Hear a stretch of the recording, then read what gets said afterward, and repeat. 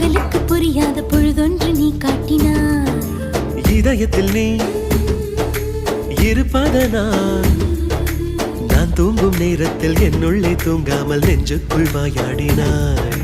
கண்ணாடி நீ கடிகாரம் நான் உன்னுள்ளே ஓடோடி வாழ்வேன். காதல் எனும் கடுதாசி நீ என்றென்றும் அன்புடன் நான்